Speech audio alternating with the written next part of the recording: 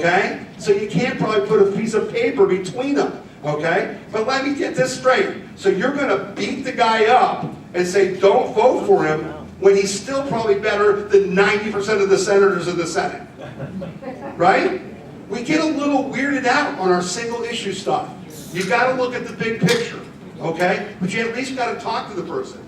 And if Mike has not been here to your group, I'll guarantee you Mike Gibbs will call you probably tomorrow to set up a time to come talk to your group, okay? He will come and talk with you, all right? And you decide. They're both good people. I wish that Jim never had gotten in the race. It's made my life horrible because I like both of them. I'll be honest with you. I've talked to Mike about dropping out because my problem is this. I'm a businessman.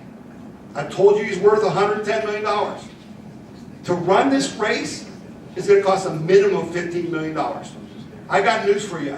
Even if you're a $110 millionaire, $15 million is more money than you got, right?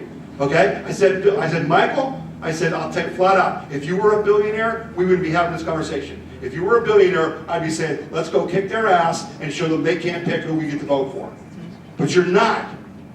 And I said, I've got to tell you, as your friend, that even though I want you to stay in the race, for me, I respect that money, and it's hard for me to ask you to spend that. Okay? I'm worried about that. I would rather have him drop out and help us elect state central committee and county central committee and play these two congressional races. It'd be worth more. Okay? I said, Mike, why did you run? I wanted to beat Sherrod Brown. I said, I do too. But do you care whether you beat Sherrod Brown or whether Jim Renacci beats Sherrod Brown? If they want to put all kinds of money and effort behind Jim Renacci, why don't we step out of the way and say, go ahead and go do something else. Okay? And he almost did that. But then some things happened that I thought were really wrong that they did to him, and he kind of got his back up and he said no. And today he told me, I'm not dropping out, I'm staying in. So he told me today. I said, if you're in, I'm with you. Okay? But it's difficult. It's a difficult situation for us. And I'm not sure how it's going to play out. But if they endorse on Friday, it makes it pretty tough. Jim Renacci's already had Jim Jordan and all the House candidates endorse him. He's had Rob Portman and Josh Bendel endorse him. Okay? And he's had the president come talk to him. Right? And then he's going to have the Republican Party endorsing him. You know, those are some pretty heavy upstream waters. So that's what I'm thinking about. So when you're thinking about this meeting later, and you're thinking about what I'm doing this week, that's what I'm dealing with. I'm trying to figure it out. Now, I've kept you guys here forever, so I hope you've enjoyed this. I mean, I hope it's been fun for you. You know, I think something I'm glad you got to do. Jim Renacci question. He has claimed that he and Jim Jordan, I think I heard him with people, are exactly alike, and that's not true. How does he come out of that? Yeah. And I told him that was a mistake. He should have done it because you people are too smart.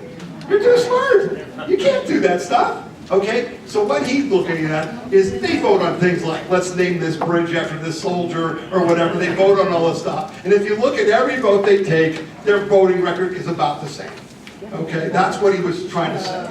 But people felt he was fudging it to say, I'm like Jim Jordan. Okay? So let me just wrap up these last few slides and then we'll go from here. Okay. This slide is a new group, Citizens for Community Values in Columbus, which Phil Burris used to have here in Cincinnati. It's now in Columbus. They have formed a new grassroots group called First Freedom Ohio. They are going to support two Ohio congressional candidates, Christina Hagan, who's in the Ohio House now, and Melanie Lenigan.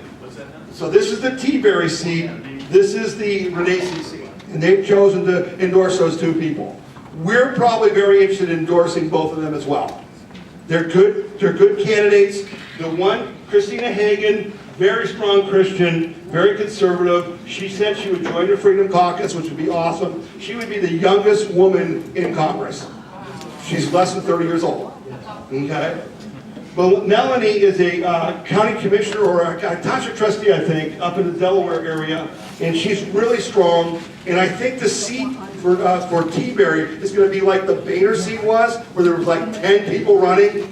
I think it's going to be like that. In the seat that Renese's got, Hagan is running against a guy named Ashley Gonzalez, who is a former Ohio State football wide receiver, is on the national championship team, and he's running, but he is being recruited by the swamp, okay? He's literally being recruited by the swamp. And so Christina's kind of our candidate. So when I say we got to protect the House, you'll be hearing those two names. This is really quick and real important. Before you guys walk out, you might want to hear this. This is really quick. I was really, really upset yesterday when the stock market crash happened. Not because I have an IRA, but because of what they said. What they said is, wages are going up and we're concerned about inflation. Wages are going up, so we're going to raise interest rates to stop inflation.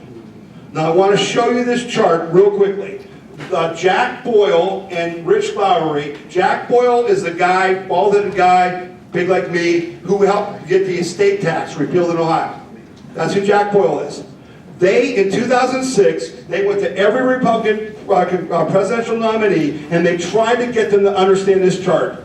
This chart shows real income growth for the top 10% versus the bottom 90% from 1948 to 2012. Now you can see in here the gap stayed the same, but they all went up. So the rich were a little richer, but the middle class stayed with them, okay? And the Fed had a single mandate, and that was to stabilize the dollar. That was their job, to keep the dollar's value stable. Rising wages were seen as prosperity. I agree with that. Wages are good, right? If you're looking at wages as going up, that should be a good thing. This was the golden age of the middle class. In 1972, Richard Nixon went off the gold standard. He took us off the gold standard. And that changed everything. But what changed that no one even recognized, want to talk about, is the Federal Reserve then had a dual mandate. Their mandate was full employment and price stability. Full employment, okay? So what does that mean? That means keeping wages down so you can hire more people, okay? And so what happened is from this point forward, every time wages would go up, the Fed viewed them as inflation, and they would raise the interest rates to slow business down so they couldn't hire you or give you raises. So what happened? We're here, we were running parallel, right? The rich took off. The middle class hasn't had a raise in 25 years. 25 years, because our own federal government was making sure that you didn't get a raise, because they call it inflation. Now, I love these guys, these clowns like Janet Yellen, okay? Because when they calculate inflation, they don't calculate the price of gas or food, right? That's not in their calculation, but your wages are. I am outraged by this. I am outraged by this. And so the whole market crash on Friday came from the Fed's action, warning of inflation because of increasing wages, and they tanked the market. And this new growth that we all work so hard for, these SOBs want to stomp on it. And I'm pissed. This is insanity. Let me just put it this way. It's real simple. They don't consider corporate profits as inflation. Well, aren't wages profits from the employees who invested in the company? They're not inflation.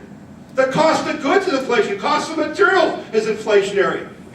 Wages are prosperity, damn it. The hell are we doing here? We're committing national suicide. And that's why you worked your butts off and worked multiple jobs and didn't get ahead. Because the federal government was making sure you didn't. And we couldn't, Jack Boyle and those guys worked their butts off in D.C. and couldn't get anybody to look at this chart. I called him today and I begged him to keep trying. And I'm going to do what I can. Because this is what they're doing. We got to stop them from destroying our nation. So I can send this as an email if you guys want this chart, but it's just, man, does it make me mad. So this is my radio show, Talking Trump with Tom Z.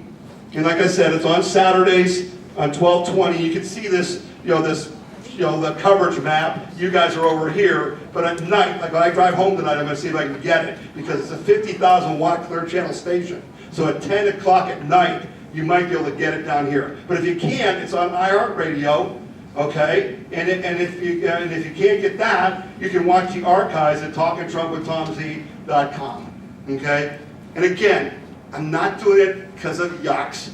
I don't need you to watch this because I need viewers.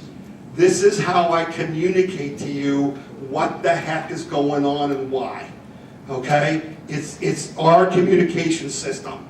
And that's why we spend the money and the time to do this, because it's an effective tool. So it's a weekly summary show. It's a half-hour show that goes faster than you probably want, but it literally takes everything that happened that week, explains what's important, what's not, and then tries to connect them to each other so you can understand what it means to you. And then I'll give you action. I'll say, I need you to do this. I need you to do that. I need you to go here. This is the best way I can communicate with you. So that's what I do. I love you guys. I love you with my heart. I love you. You make life worth living. Literally. If it wasn't for the Tea Party, I don't know if there'd be an America. And I just can't thank you enough for coming tonight and for all the doors you knocked and all the people you helped and all the selfless stuff and your health that has suffered and the money you've given. No one else may know or care, but I want you to know that I do know, and I do care. And I don't take it for granted. So let's keep fighting for our country. Thanks for having me.